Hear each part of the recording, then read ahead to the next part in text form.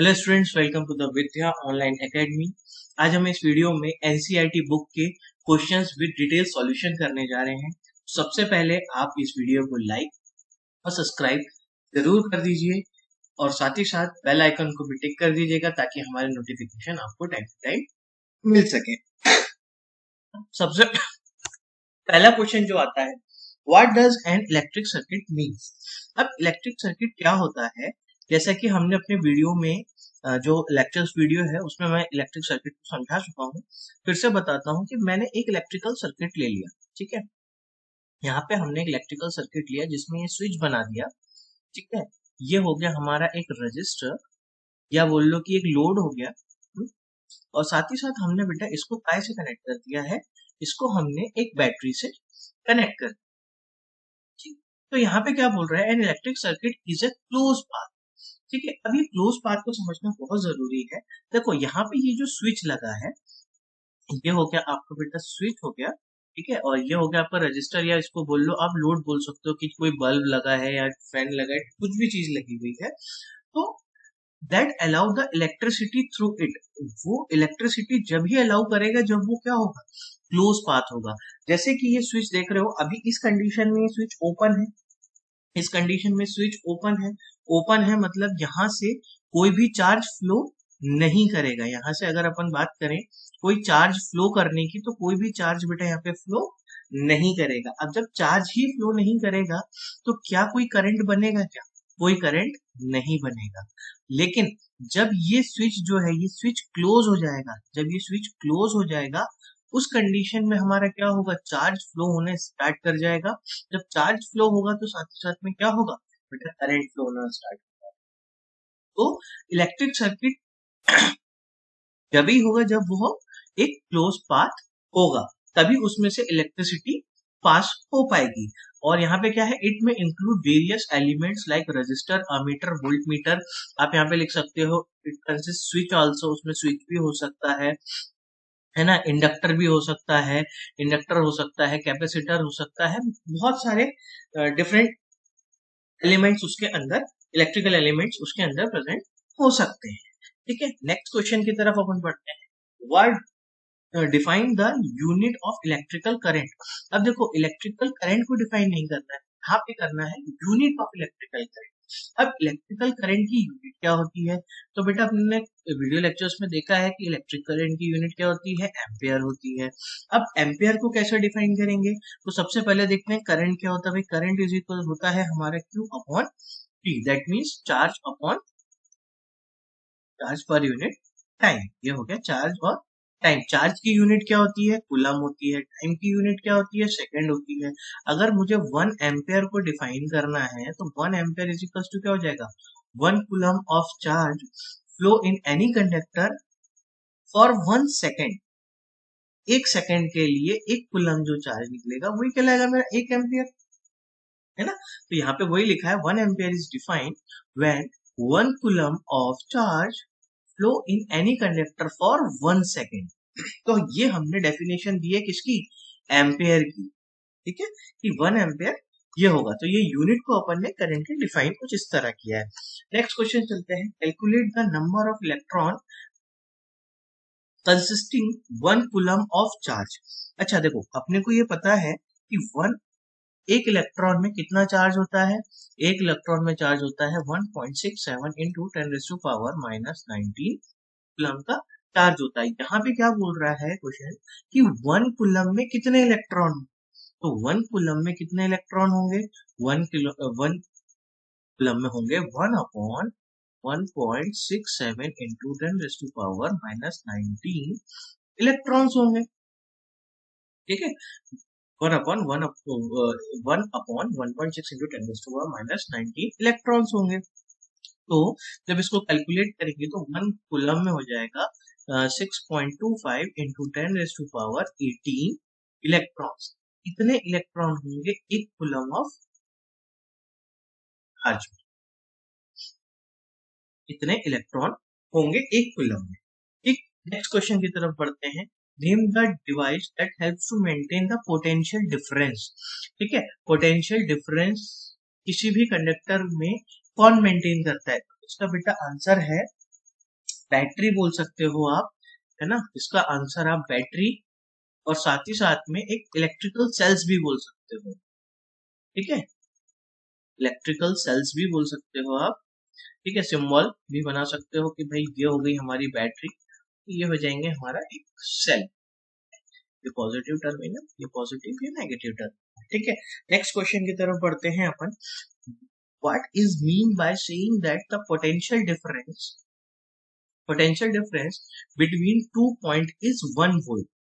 देखो, potential difference किसी दो पॉइंट के बीच में 1 वोल्ट है, इसका मतलब देखो V इज इक्वल टू क्या होता है, वर्क डन अपॉन चार्ज, ठीक। अब अपन बोल रहे हैं कि ये जो है ये 1 वोल्ट है, ये 1 वोल्ट है, इसका मतलब 1 जूल एनर्जी होगी और 1 कूलम चार्ज होगा। यहाँ पे डेफिनेशन देखो, जैसे भी एम्पेयर की अपन ने डिफाइन करी थी वैसे ही इसकी भी डेफिनेशन आएगी, when 1 joule of work is done in moving 1 coulomb of charge in a conductor from one point two another point, ठीक है। यानी 1 जूल का जो वर्क डन लग रहा है 1 कूलम ऑफ चार्ज को किसी भी कंडक्टर के अंदर से एक पॉइंट से दूसरे पॉइंट में ले जाने को, उसी को अपन क्या बोलेंगे, 1 वोल्ट के। यानी सिंपल सी बात है कि ये एक डेफिनेशन हो गई कि यूनिट ऑफ पोटेंशियल डिफरेंस की।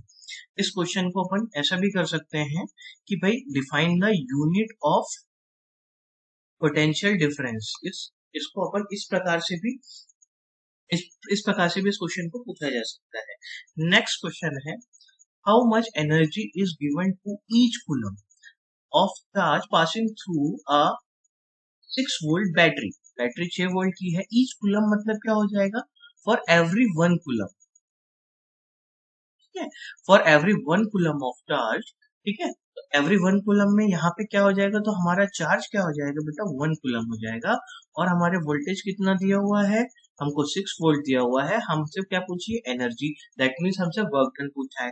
तो V इज इक्वल टू क्या होता है, W अपॉन होता है Q। तो वर्क डन क्या हो जाएगा, work done that means energy, work done is equal to energy होती है, अपन ने 9th क्लास में पढ़ा है, ठीक है। तो ये हो जाएगा 1 multiply by 6, work done is equal to आपका क्या निकल आएगा, 6,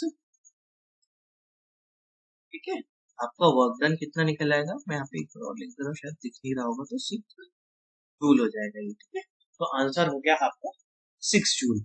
अब नेक्स्ट क्वेश्चन की तरफ बेटा आगे बढ़ते हैं। On what factor does the resistance of a conductor depends. ये मैंने वीडियो लेक्चर में काफी अच्छे से एक्सप्लेन किया है, फिर भी मैं यहाँ पे आपको बहुत अच्छे से एक्सप्लेन कर देता हूँ। The resistance depend upon the following factor. बेटा देखो, सबसे पहला होता है लेंथ। हमने जब प्रैक्टिकली देखा कि हमने किसी मटेरियल की लेंथ बढ़ाई, जब उसकी लेंथ बढ़ाई तो उसी प्रोपोर्शनल में उसका रेजिस्टेंस भी बढ़ गया। तो यहाँ पे हमने देखा कि R is directly proportional to the length of the conductor. मतलब जैसे जैसे हम उस कंडक्टर की लेंथ बढ़ाते जाएंगे वैसे वैसे हमारा रेजिस्टेंस बढ़ता जाएगा, ठीक। एरिया, फिर हमने एरिया बढ़ाना चालू करा। जब एरिया बढ़ाना चालू करा तो हमने देखा जैसे हम एरिया बढ़ाते जा रहे हैं वैसे हमारा रेजिस्टेंस घटता जा रहा है। तो और एरिया को जब हम घटा रहे हैं तो रेजिस्टेंस हमारा बढ़ रहा है। तो यहाँ से किस रिलेशन समझ में आया कि जो रेजिस्टेंस है वो इनवर्सली प्रोपोर्शनल है किसके, हमारे एरिया के, ठीक। अब टेम्परेचर की बात करते हैं। टेम्परेचर की बात करते हैं तो हमने देखा कि जब हम टेम्परेचर किसी भी मटेरियल का इंक्रीज कर देते हैं, टेम्परेचर हम इंक्रीज कर रहे हैं, तो उस समय उस कंडीशन में क्या हो रहा है कि हमारी लेंथ इंक्रीज कर जा रही है। जैसे ही हमने टेम्परेचर इंक्रीज करा तो उस कंडीशन में हमारी क्या हो गई, लेंथ इंक्रीज हो गई। जैसे ही हमारी लेंथ इंक्रीज हुई तो हमारा रेजिस्टेंस क्या होना चालू हो गया, इंक्रीज होना चालू कर दिया। तो जो रेजिस्टेंस है वो भी हमारा क्या होता है, डायरेक्टली प्रोपोर्शनल टू किस पे होता है, टेम्परेचर के। टेम्परेचर पे भी डायरेक्टली प्रोपोर्शनल होता है। अब तीसरा आता है और चौथा नंबर पे आता है बेटा nature of material. Nature of material में देखो, हर एक मटेरियल की अपनी अपनी अलग रेजिस्टिविटी है। वो कैसे डिपेंड करती है, उसके अंदर क्या मटेरियल है। जैसे कि अगर सिंपल सी बात, एक निक्रोम ले लिया मैंने, एक एल्यूमिनियम कंडक्टर ले लिया, दो कंडक्टर ले लिए, दोनों का मैंने लेंथ सेम रख दी। लेंथ अपन ने क्या कर दिया, सेम रख दिया। एरिया उसका क्या कर दिया हमने, सेम रख दिया। वॉल्यूम जो है वो भी हमने क्या कर दिया, सेम कर दिया। उसके बाद भी हमने देखा कि दोनों की जो रजिस्टिविटी है, दोनों की जो दोनों का जो रेजिस्टेंस है वो हमारा क्या है, डिफरेंट आ रहा है। डिफरेंट आ रहा है दैट मीन्स जो रेजिस्टेंस है वो हमारे नेचर ऑफ मटेरियल मतलब मटेरियल कैसा है उस पर भी डिपेंड करता है। तो इससे एक रिलेशन यहाँ पे निकल के आता है R is equals to rho L upon A.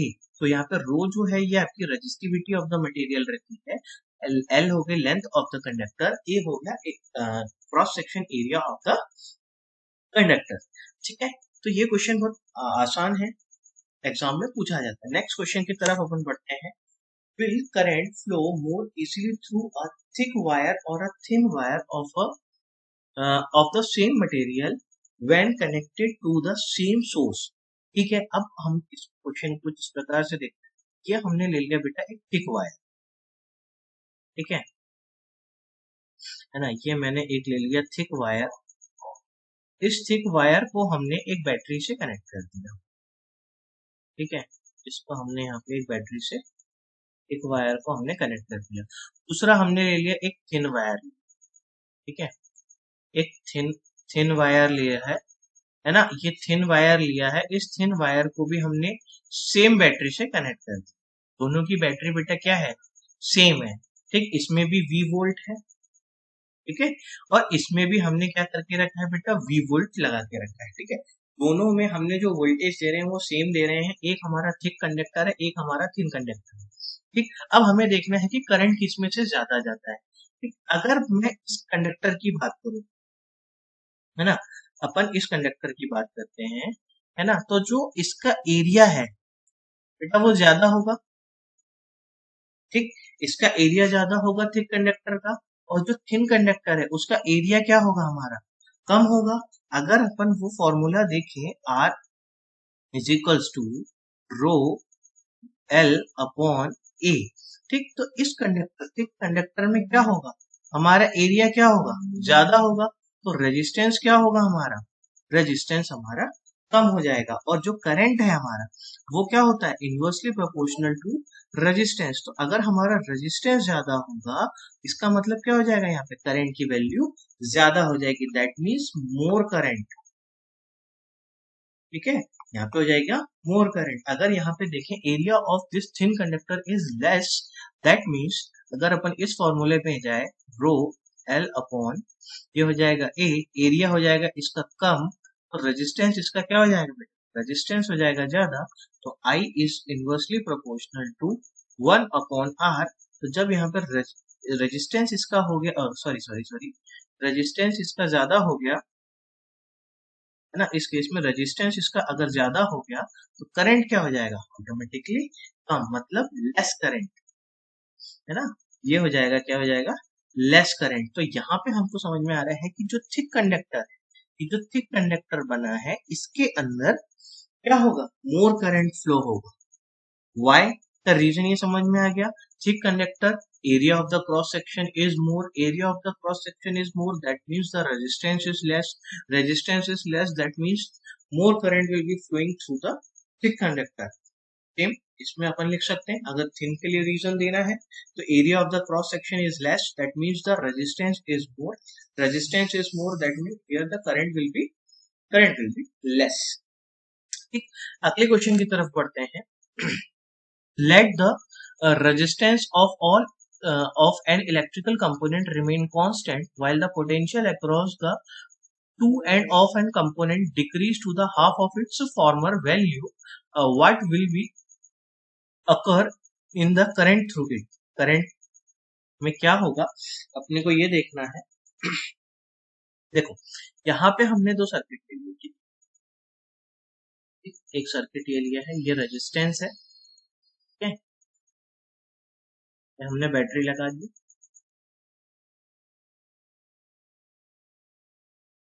Circuit है इसमें हमने ये ऐसा सर्किट बनाया, ये हमने बैटरी लगा दी, ये हो गया रेजिस्टेंस R। यहाँ पे क्या बोल रहा है, पहले क्वेश्चन देखते हैं। Let the resistance of an electrical component remain constant while the potential difference, electrical resistance constant रहेगा, मतलब अगर यहाँ पे R है तो इस वाले सर्किट में भी क्या है, R है।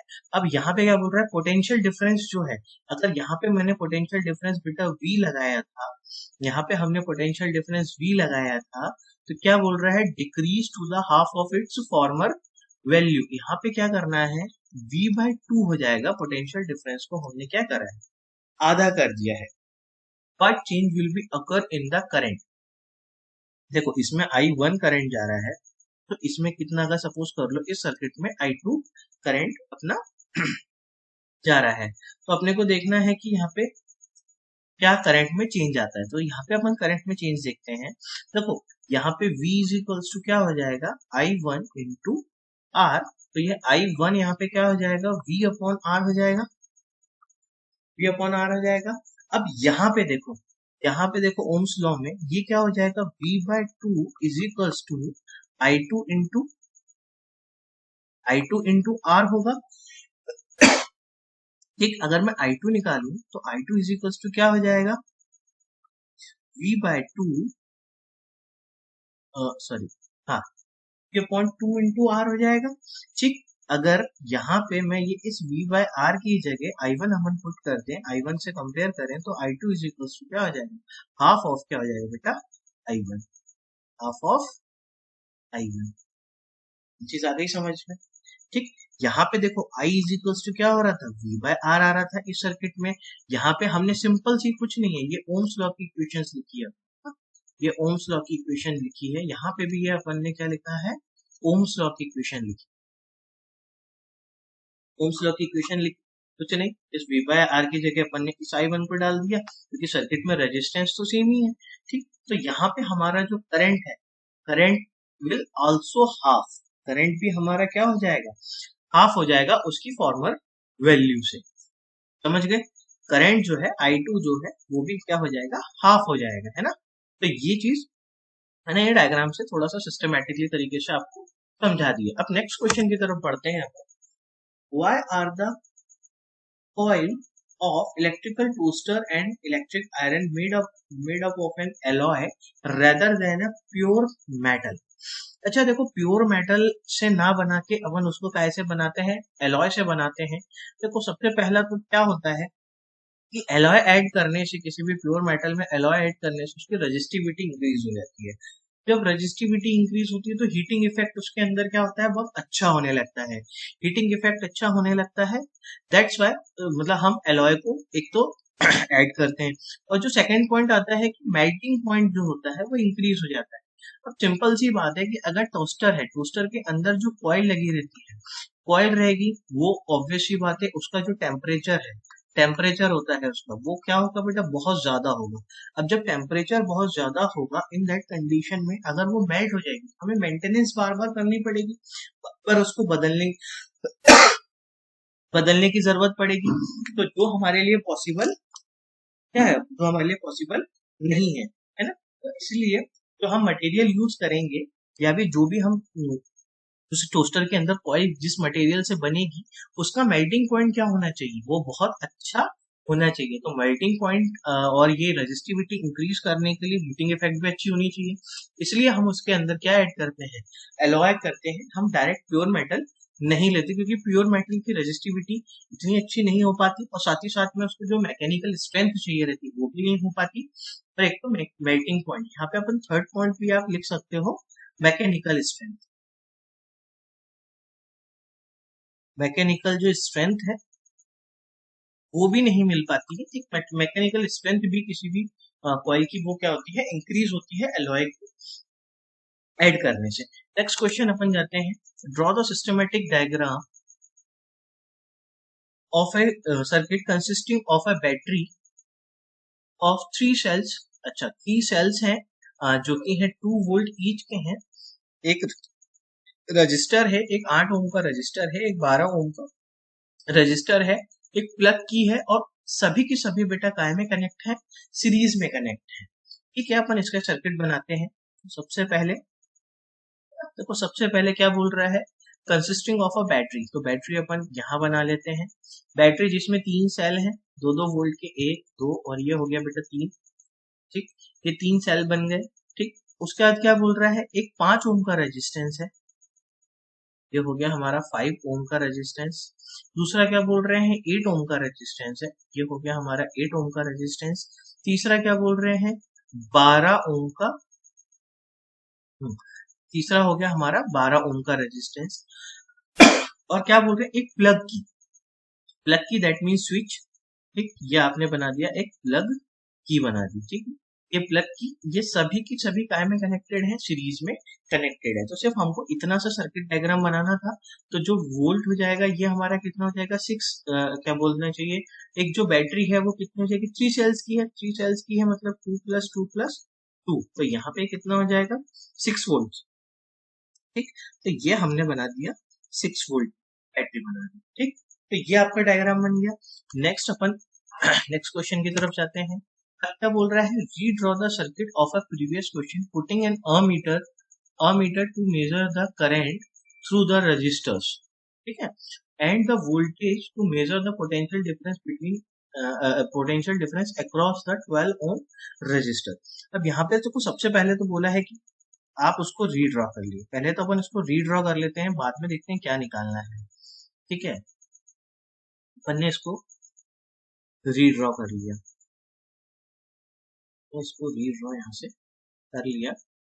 रीड्रॉ में क्या बोल रहा है, ये put the ammeter to measure the current through the resistors. अच्छा देखो, ये बेटा सीरीज कॉम्बिनेशन में है, तो सीरीज कॉम्बिनेशन में है तो इसका मतलब ये है कि सभी रजिस्टर में क्या होगा, सेम करंट जाएगा।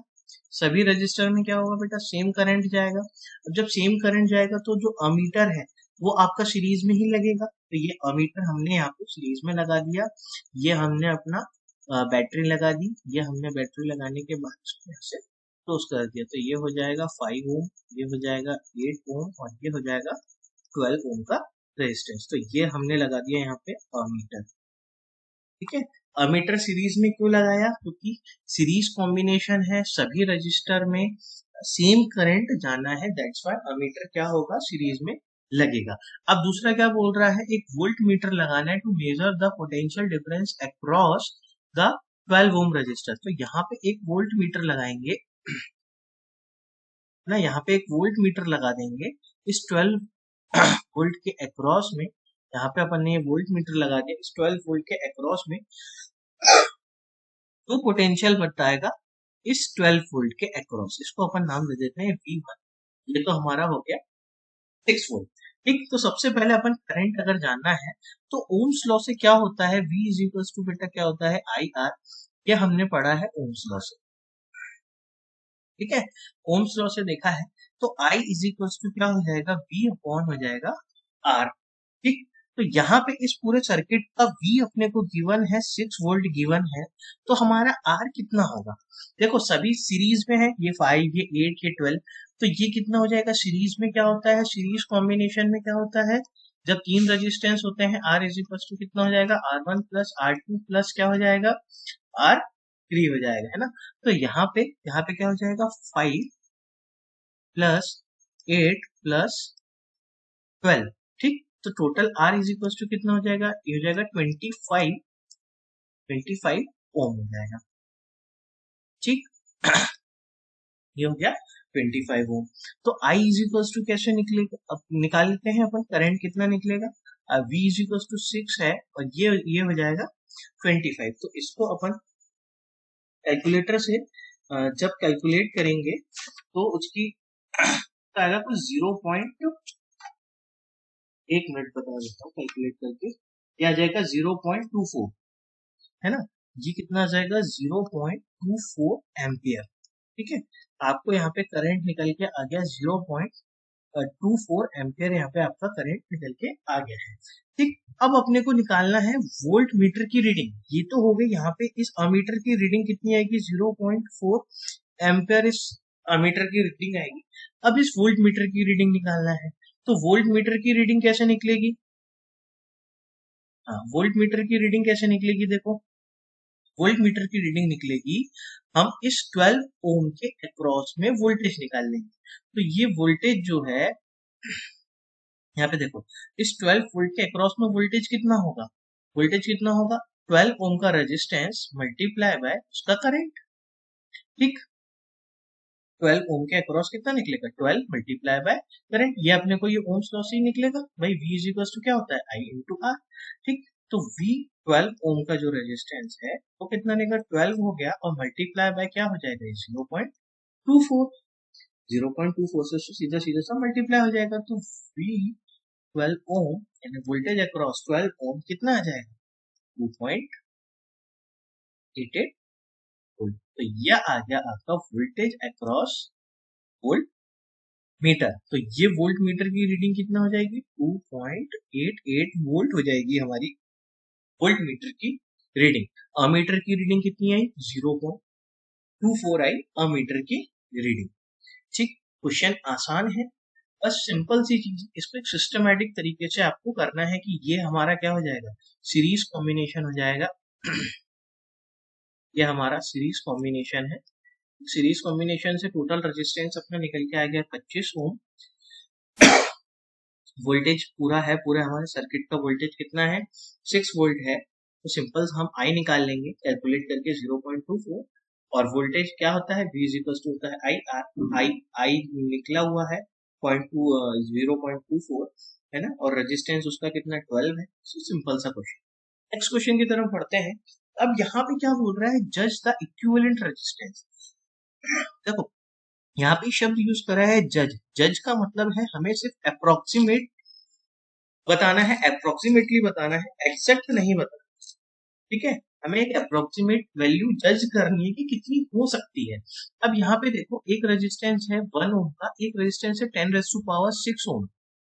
10⁻6 ओम बहुत बड़ी वैल्यू है, ठीक। अब ये क्या बोल रहे हैं, ये सारे के सारे कनेक्टेड है पैरेलल में। एक छोटा सा कॉम्बिनेशन बना के देखते हैं। ये तो हो गया 1 ओम और दूसरा कितना हो गया है, दूसरा है 10⁻6 ओम। तो इसको अगर अपन आर टोटल निकालने की भी कोशिश करें तो ये कितना हो जाएगा 1/1/1/10⁻6। तो इसका जो कैलकुलेशन है वो बिल्कुल पॉसिबल नहीं है मैनुअली करना। कैलकुलेटर के थ्रू कर सकते हैं, मैनुअली करना पॉसिबल नहीं है। तो हमें एक जज करना है कि इसका कितना हो सकता है। बेटा जब भी पैरेलल कॉम्बिनेशन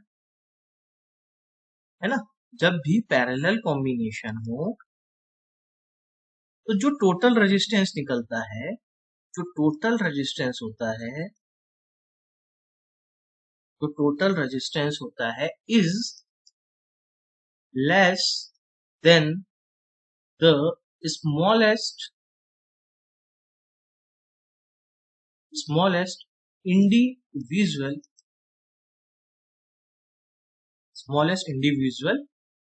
रेजिस्टेंस।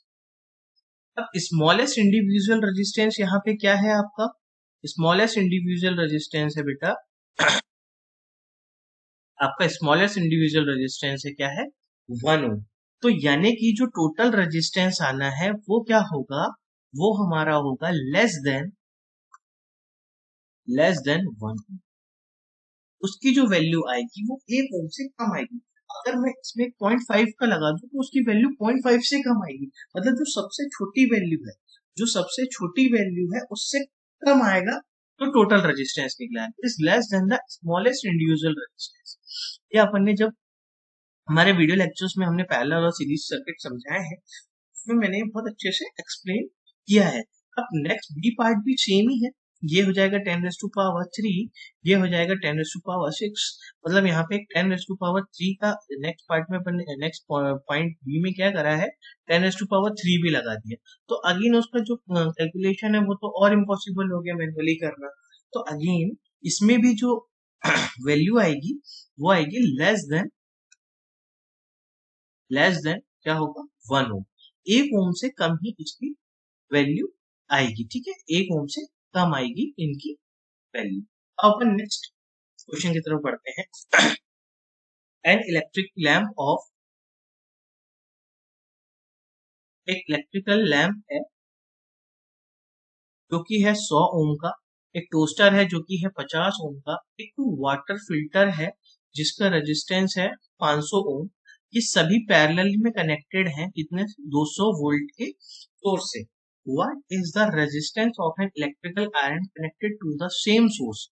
अच्छा एक अब हमारी एक इलेक्ट्रिकल आयरन है जो हमने सेम सोर्स मतलब 220 वोल्ट से कनेक्ट करी है, और that take as much current as all 3 appliances.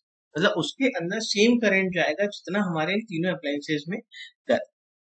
अब उसमें हमको बताना है कि उसका वो कितना है, करंट कितना है। तो हमें यहाँ पे दो चीज बतानी है, एक इलेक्ट्रिकल आयरन जो है, इलेक्ट्रिक आयरन जो है आपकी, है ना, उसमें से उसका रेजिस्टेंस बताना है और उसमें करंट कितना जा रहा है वो बताना है। तो सबसे पहले अपन एक सिस्टमेटिक डायग्राम बना लेते हैं कि ये हो गया हमारा 100 ओम का क्या हो गया, इलेक्ट्रिक रैम्प हो गया।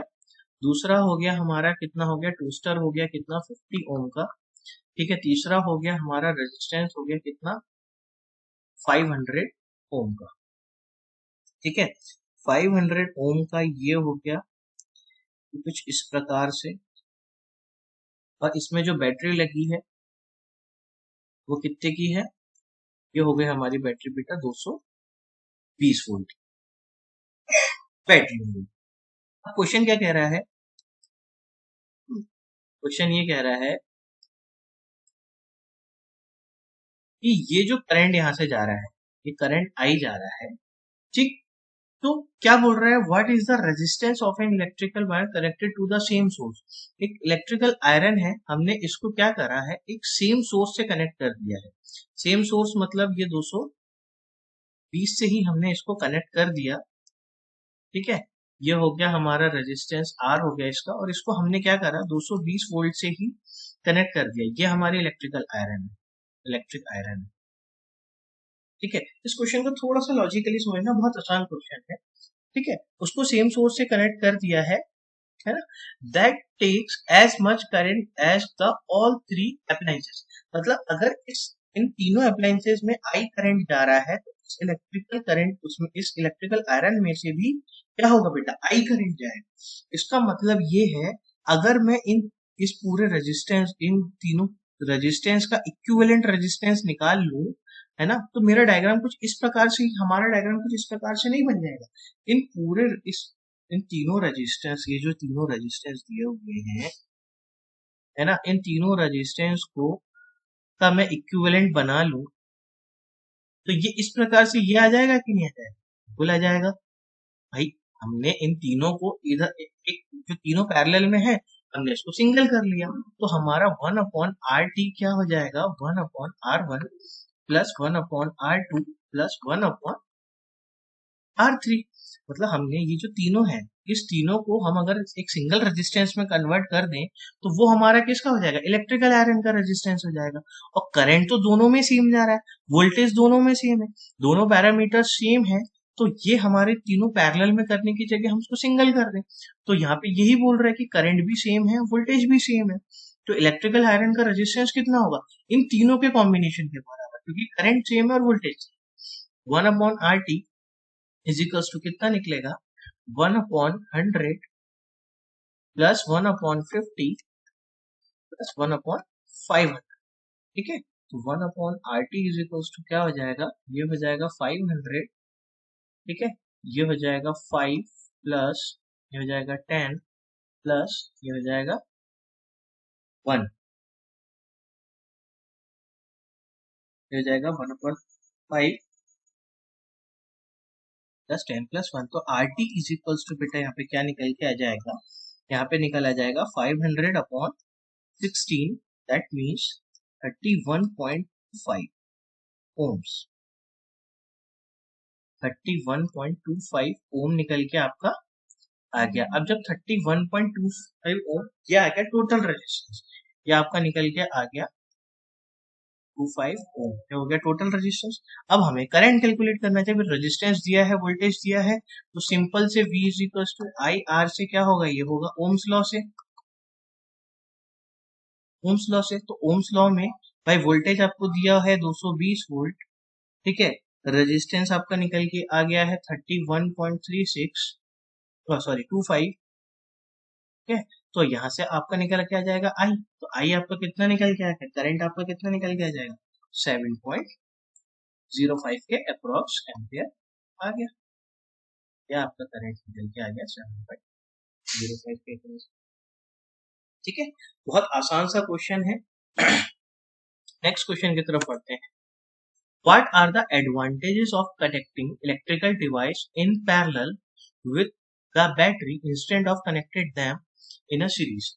कोई भी एक डिवाइस को पैरेलल में कनेक्ट करने के क्या फायदे हैं और उसमें सीरीज में कनेक्ट करने के क्या फायदे। ठीक है, देखो पैरेलल में कनेक्ट करने के क्या फायदे हैं सीरीज में। तो सबसे पहले तो अपन को डायग्राम बना, ठीक है। हमने कोई 3 डिवाइस ले ली, है ना। एक ये हमने हमारी एक डिवाइस हो गई, ये हमारी दूसरी डिवाइस हो गई, ये हमारी क्या हो जाएगी तीसरी डिवाइस। इन 3 डिवाइसेस को हमने क्या करा, पैरेलल में कनेक्ट कर दिया। 3 डिवाइस को पैरेलल में हमने कनेक्ट कर दिया। एक बैटरी से कनेक्ट कर दिया, ठीक, जिसका वोल्टेज है वी, ठीक है ना। ये हो गई हमारी डिवाइस 1, ये हो गई हमारी डिवाइस 2, ये हो गई हमारी डिवाइस 3। सेम चीज है, हमने इनको सीरीज में कनेक्ट कर दिया। ये 1 हो गया, ये हो गया 2 हो गया, ये हो गया 3 हो गया, ये हो गया डिवाइस 1 हो गया, ये हो गया डिवाइस 2 हो गया, ये हो गया डिवाइस 3 हो गया। ठीक, इसको हमने क्या करा, इन सबको हमने सीरीज में लगा दिया। ठीक, अब पैरेलल में जब हमने इनको लगाया, यहाँ पे हमने कुछ स्विच लगा दिया। ठीक, ये साथ में हमने बेटा स्विच लगा दिया। इसको समझने का बहुत आसान तरीके से आपको समझ में आ जाएगा, ठीक है ना। इसमें तो कोई जरूरत नहीं है, तो सीरीज कॉम्बिनेशन है। देखो, in a parallel circuit individual device में टर्न ऑन और टर्न ऑफ इंडिपेंडेंटली। मेरा मतलब ये है, अगर मुझे डिवाइस 1 को चालू करना है तो हम क्या करेंगे, इसको टर्न ऑफ करेंगे भाई, इस स्विच को हम चालू करेंगे, इन दोनों को ओपन रहने देंगे, इसको ओपन रहने देंगे, इसको ओपन रहने देंगे। तो हमारा ये जो 220 वोल्ट है, या हमारे जो घरों में बेटा 210 से 230 वोल्ट के बीच में हमारी सप्लाई आती है, ये पूरी पूरी सप्लाई मतलब जो और जो हमारी डिवाइसेस हैं वो भी जनरली हमारी बनी हुई रहती है 210 से लेकर 230 वोल्ट तक जो होता है। ये हमारी सारी डिवाइस जो घर के अप्लायंसेस होते हैं वो सारे इतने पे ही वर्क करते हैं, 210 से लेकर 230 वोल्ट। तो हमने पैरेलल में लगा दिया। पैरेलल में लगाने के बाद हमको जो हमारी डिवाइस 1 है, हमें सिर्फ इसको ही चलाना है, ठीक है, सिंपल सी बात है। फिर हमें फैन चलाना है, तो हम इसको ऑन करेंगे तो हम अपने फैन को ऑपरेट कर लेंगे। लेकिन अगर हमें इस कंडीशन में, अगर हमने अपने फैन को ऑपरेट करा, हमने अपने फैन को स्विच ऑफ, यहाँ से अगर मैंने स्विच लगा दिया, हमने फैन को ऑन किया, तो ये हमारे डिवाइस 2 और डिवाइस 2 साइमल्टेनियसली ऑन हो जाएंगे, है ना, साइमल्टेनियसली ऑन हो जाएंगे। अगर हमें डिवाइस 3 की जरूरत पड़ रही है तो हमें क्या करना पड़ेगा, डिवाइस 1 को भी ऑन करना पड़ेगा, 2 को भी ऑन करना पड़ेगा, तभी जाके हमारी डिवाइस 3 चलेगी। मतलब सीरीज कॉम्बिनेशन में हमको ये दिक्कत है कि हम इंडिपेंडेंटली हर एक डिवाइस को यूज नहीं कर सकते। अगर हमें हर एक डिवाइस को यूज मतलब अगर हम एक डिवाइस को भी ऑन करेंगे तो साइमल्टेनियसली हमारी क्या हो जाएगी, सारी डिवाइसेस क्या हो जाएगी, ऑन हो जाएगी। और वहीं अगर मैं बात कर लूं पैरेलल सर्किट में, तो हम इंडिविजुअली अपनी डिवाइसेस को ऑन कर सकते हैं। In parallel circuit all device having the same voltage. अब देखो पैरेलल पाथ में ये हमने पढ़ा ही है कि जो पैरेलल पाथ है, जो पैरेलल पाथ होता है उसमें हर एक डिवाइस में क्या होता है, वोल्टेज सेम होता है। जैसे कि अगर मैं बात करूं, ये हमारा V वोल्टेज हमने दे रखा है, तो इस डिवाइस 3 के अक्रॉस में भी क्या होगा, V वोल्ट होगा। इस डिवाइस 2 के अक्रॉस में भी क्या होगा, V वोल्ट होगा। और इसके अक्रॉस में भी क्या होगा, V वोल्ट होगा। समझ गए। लेकिन वहीं अगर सीरीज कॉम्बिनेशन की बात करो, तो यहाँ पे जो वोल्टेज होगा बेटा V1 होगा, यहाँ पे जो वोल्टेज होगा V2 होगा, और यहाँ पे जो वोल्टेज होगा ये V3 होगा। मतलब कि सारी डिवाइस के लिए वोल्टेज क्या होगा, डिफरेंट डिफरेंट होगा। लेकिन जो हमारी इलेक्ट्रिकल डिवाइसेस है, ये हमें पता है कि ये 210 से 230 के बीच में ही ऑपरेट करेगी, ठीक है। तो सारी डिवाइसेस के लिए क्या होगा, हमारा वोल्टेज यहाँ पे डिफरेंट हो जाएगा। तो ये तो हमारे लिए भाई बहुत बड़ा डिसएडवांटेज है ना। तो इसीलिए हम डिवाइसेस को क्या करते हैं, प्रेफर करते हैं कि हम उसको पैरेलली कनेक्ट करें, ठीक है। और जो दूसरा तीसरा पॉइंट है, in a parallel circuit if one device stop working then the other are working normally, ठीक है। अब इसका एक सिंपल सा एग्जांपल देखते हैं। देखो ये क्या होता है,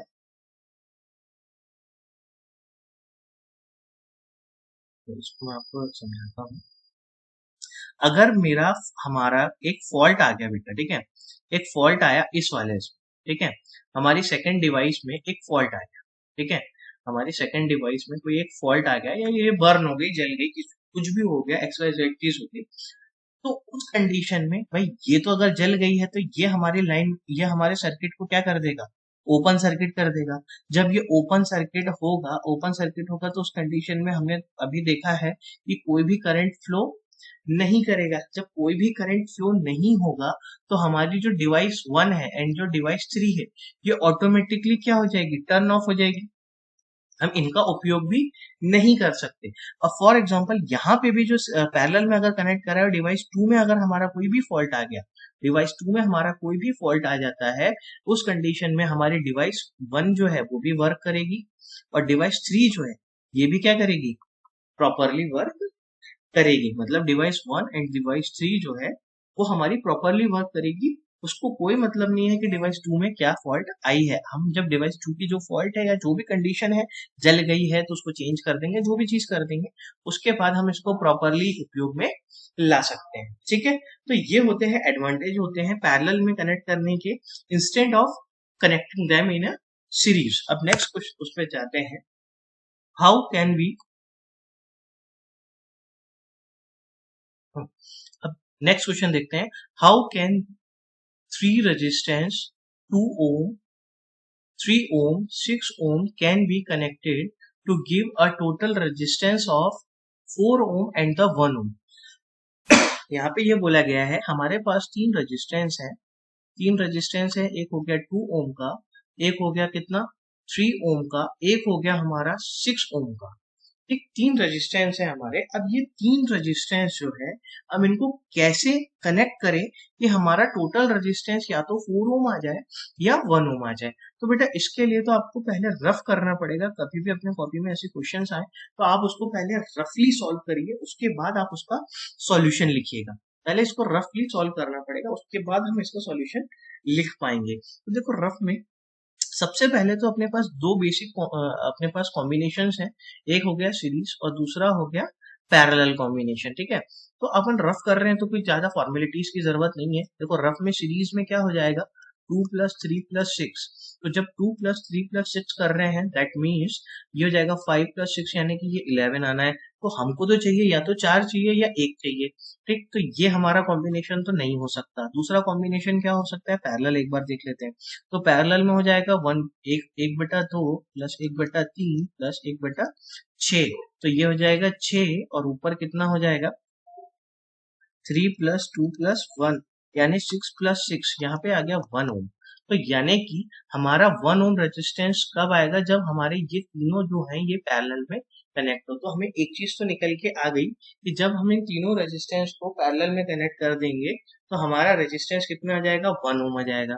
अब हम देखते हैं दूसरा कॉम्बिनेशन। अब हमें क्या करना पड़ेगा, सीरीज पैरेलल कॉम्बिनेशन करना पड़ेगा, सीरीज एंड पैरेलल कॉम्बिनेशन करना पड़ेगा। मतलब हम क्या करेंगे, एक रेजिस्टेंस को रखेंगे सीरीज में और दो रेजिस्टेंस को क्या कर देंगे, हम कर देंगे पैरेलल में। कुछ इस प्रकार से कॉम्बिनेशन बनाना पड़ेगा तो हम देख सकते हैं, क्योंकि इसके अलावा तीसरा कोई पॉसिबल नहीं है। ठीक, तो अभी हम क्या करते हैं, इस 2 ओम को यहाँ रख देते हैं और इस 3 को और इस 6 को हम पैरेलल में रख के देखते हैं। ठीक है, तो जब 1/3 ये पैरेलल का अपन देखेंगे तो 1/3 + 1/6। तो जब 1/3 और 1/6 को अपन ने पैरेलली सॉल्व करा, 6 लिया तो ये कितना आ गया 2 + 1।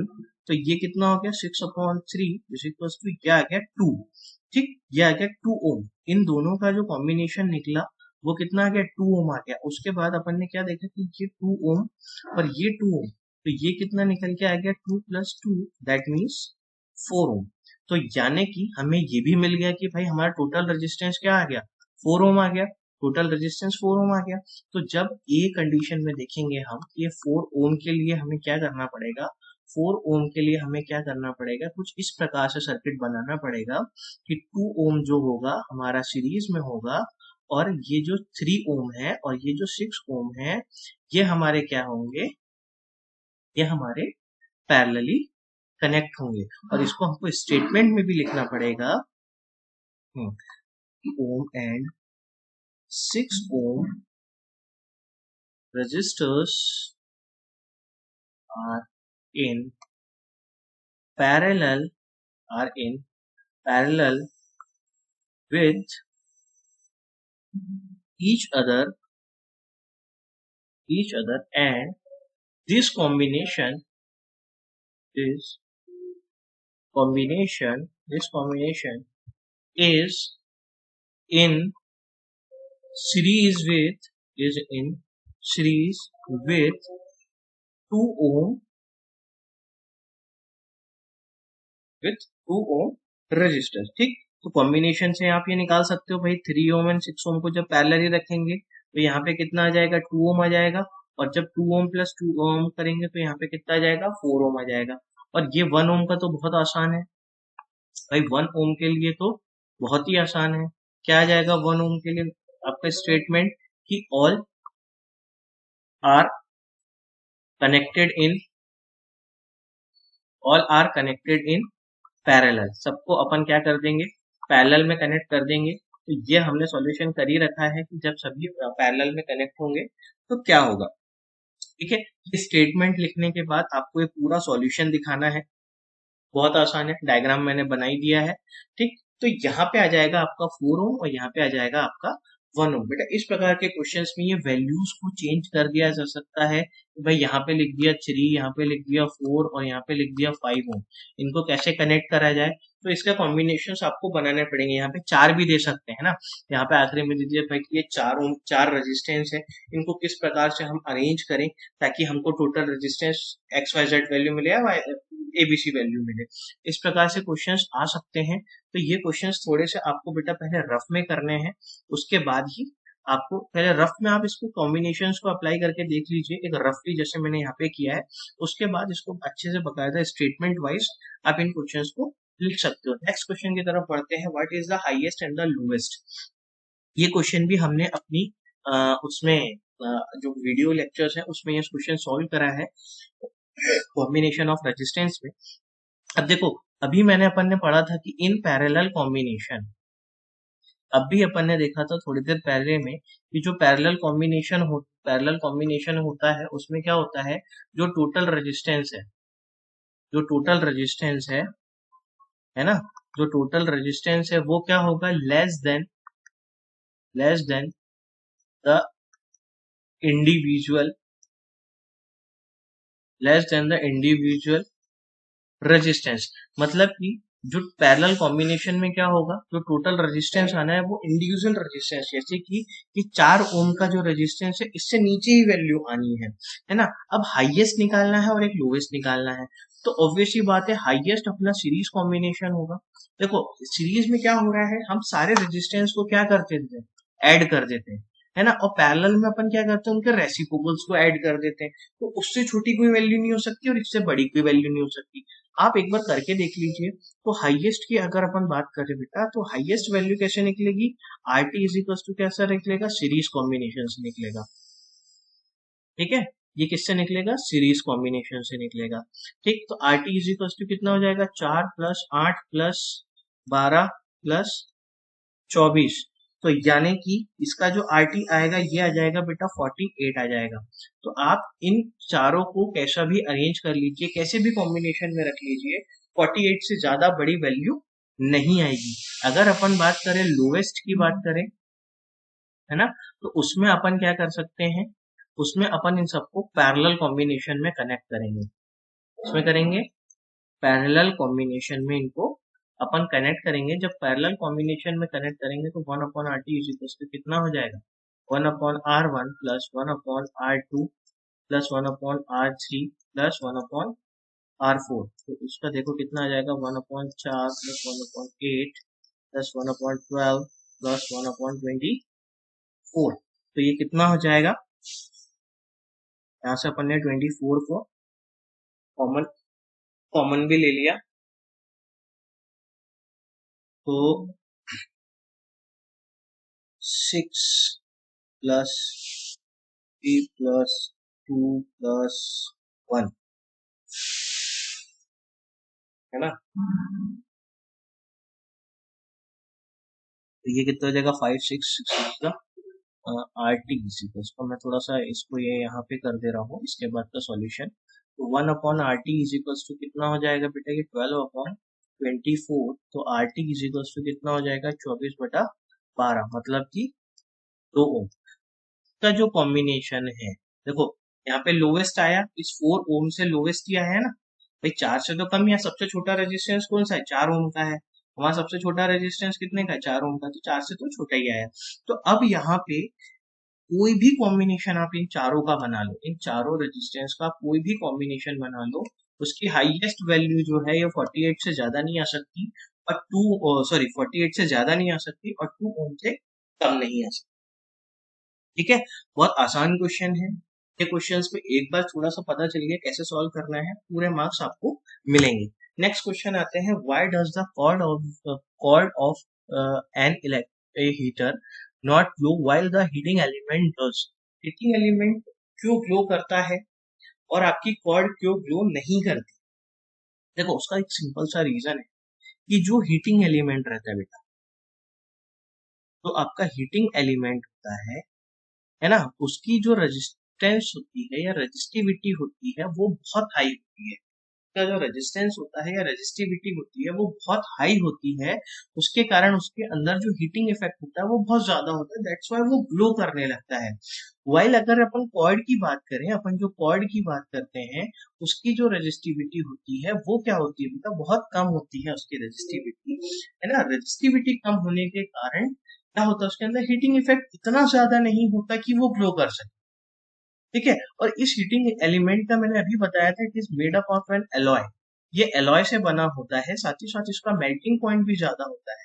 वहीं अगर अपन कॉर्ड की बात करें, अगर इस कॉर्ड को अपन थोड़ा सा हाई टेम्परेचर पे भी लेके जाएंगे ना, तो ये तुरंत क्या हो जाएगा, मेल्ट, है ना। तो जो आपका कॉर्ड है उसमें उसका रेजिस्टेंस इतना ज्यादा नहीं होता, इसलिए वो ग्लो नहीं करता है। ठीक है, वाइल जो हीटिंग एलिमेंट रहता है उसका रेजिस्टेंस की जो होता है वो बहुत ही ज्यादा होता है, दैट्स वाई जो वो होती है वो क्या ग्लो कर जाती है ना, कॉर्ड ग्लो नहीं करती। नेक्स्ट क्वेश्चन पे अपन जाते हैं, compute heat generated while transferring transferring 96,000 coulomb of charge in 1 hour through a potential difference of 50 volt. यानी कि हमें चार्ज कितना ट्रांसफर करना है, 96,000 कुलम हमें चार्ज ट्रांसफर करना है। हमारे पास टाइम टाइम दिया है कितना, 1 आवर का टाइम दिया हुआ है। ठीक है, और हमारे पास पोटेंशियल डिफरेंस कितना है, पोटेंशियल डिफरेंस है हमारे पास कितना है, 50 वोल्ट है। ठीक है, अब हमारे पास करंट, देखो सबसे पहले तो आप इसमें निकाल लो बेटा करंट, हमको क्या निकालना है, हीट जनरेटेड निकालना है। तो सबसे पहले तो आप देखो हीट जनरेटेड का फॉर्मूला कितना होता है, I²R × T। ये होता है आपका हीट जनरेटेड का फॉर्मूला। आपके पास क्या क्या गिवन है, देखो आपके पास कुछ भी गिवन नहीं है, आपके पास सिर्फ टाइम गिवन है ना। तो अपने को सबसे पहले तो करंट निकालना पड़ेगा और रेजिस्टेंस निकालना पड़ेगा, है ना। करंट निकालेंगे और रेजिस्टेंस निकालेंगे, तो करंट निकालने के लिए आपको क्या करना पड़ेगा, Q/T करना पड़ेगा। भाई ये आपको पता ही है, चार्ज पर यूनिट टाइम। तो करंट निकालने के लिए Q/T कर लो।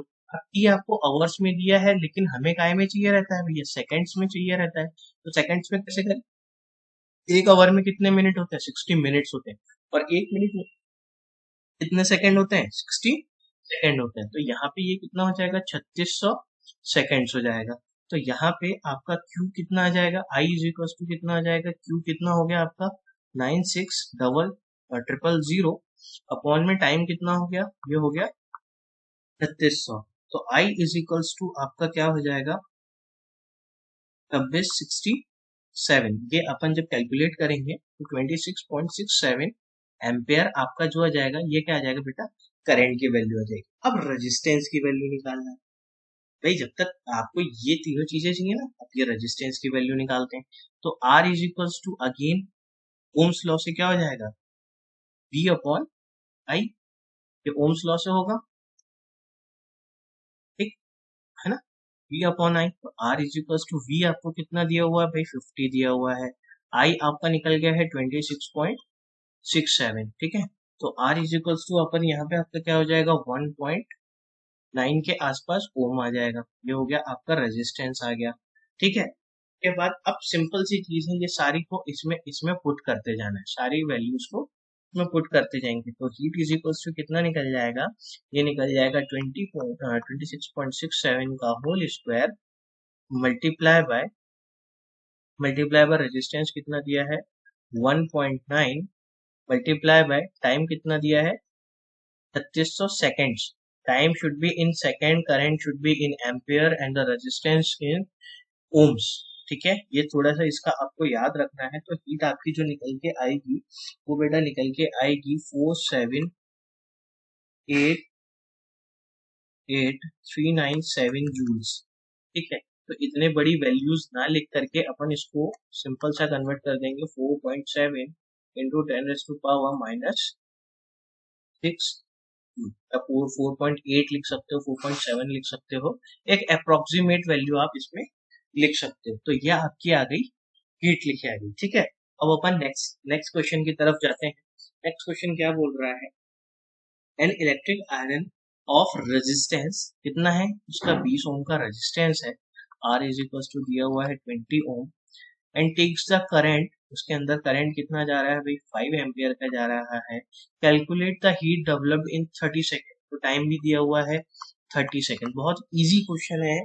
ठीक है, देखो सिंपल सी चीज है भाई, आपको रेजिस्टेंस दिया हुआ है, करंट दिया हुआ है, टाइम दिया हुआ है, सारी वैल्यूज जिसमें हमें रखना है, जैसे टाइम हम सेकंड्स में रखते हैं, रेजिस्टेंस हम ओम में रखते हैं, करंट हम एम्पियर में रखते हैं। तो हीट इज इक्वल्स टू क्या होता है बेटा, I square R into T.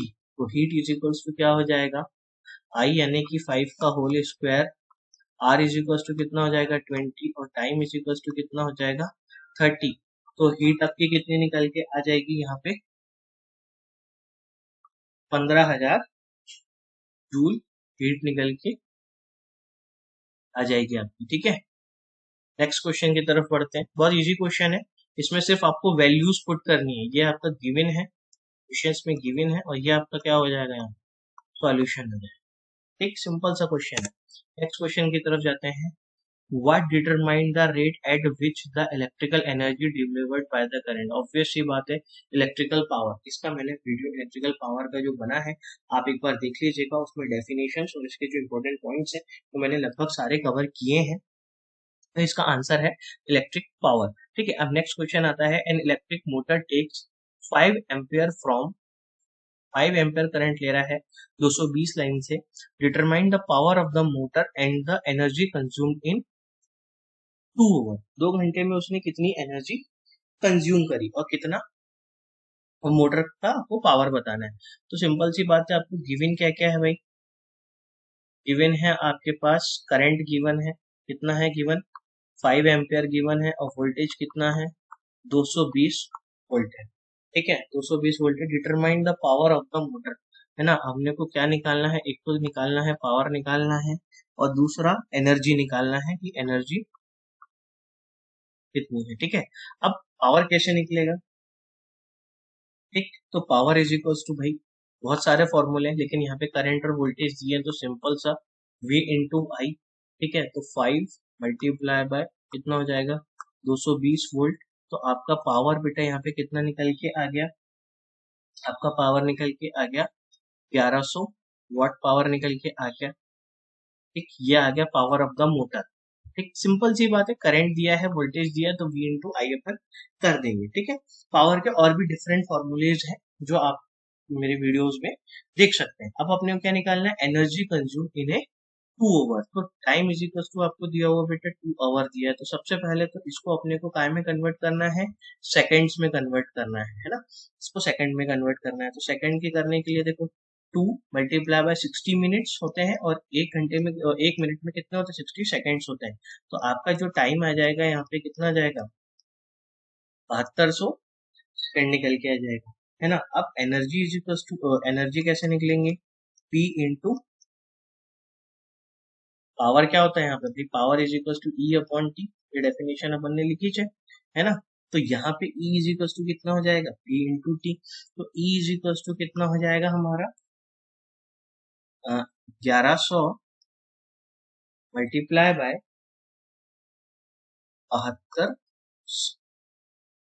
Time यानी पावर अपना निकल चुका है 1100 वाट, और टाइम अपना कितना है 7200 सेकेंड्स अपना निकल चुका है। तो E इज इक्वल टू कितना हो जाएगा, यहाँ पे जो वैल्यू आएगी उसको भी अपन 10 रेज़ टू पावर उसमें लिख लेंगे 10 रेज़ टू पावर 6 जूल्स। तो काफी लंबी वैल्यू आ रही है। अच्छा, ये यूनिट्स लिखना बेटा ना भूलना, जैसे मैंने यहाँ वाट लिखा है, यहाँ पे मैंने करंट के साथ एम्पियर लिखा है, वोल्ट के साथ 220 वोल्ट लिखा है, है ना। ये व्हाट लिखा है ये तो सारे अवर्स है। यहाँ पे जब ये अपना आया तो सेकंड्स में आया, पता चला आपने लिख दिया t इज इक्वल टू, और थोड़ी देर बाद t इज इक्वल टू आप लिख रहे हो 7200। तो क्या समझ में आ रहा है, ये 2 क्या है, ये 7200 क्या है ना, 7200 क्या है। तो यहाँ पे आपको लिखना पड़ेगा 2 आवर्स में है, और ये काय में है, सेकंड्स में है। सारी चीजों को आपको एक्सप्लेन करना पड़ेगा, ठीक है। तो अभी आपके ये जो बुक्स के अंदर जो क्वेश्चंस दिए थे ये सारे हो चुके हैं। नेक्स्ट पार्ट में आपका जो पार्ट 2 आएगा, पार्ट 2 जो मैं इसका है, उसमें आपको एक्सरसाइज के क्वेश्चन मिलेंगे। पार्ट 2 में आपको पूरे एक्सरसाइज के क्वेश्चन मिलेंगे, जो आपके एनसीईआरटी एक्सरसाइज में जो क्वेश्चंस दिए हुए हैं उसका सॉल्यूशंस मिलेगा। आई होप आपको ये वीडियो अभी तक पसंद आई होगी।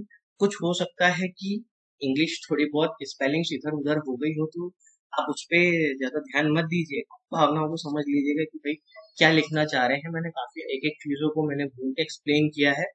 तो थैंक यू सो मच। सबसे पहले तो आप वीडियो को लाइक कर दीजिए, सब्सक्राइब कर दीजिए, और जितना हो सके अपने फ्रेंड्स से बेटा इसको शेयर करिए, ताकि आपके ज्यादा से ज्यादा फ्रेंड्स को इसका बेनिफिट मिल सके।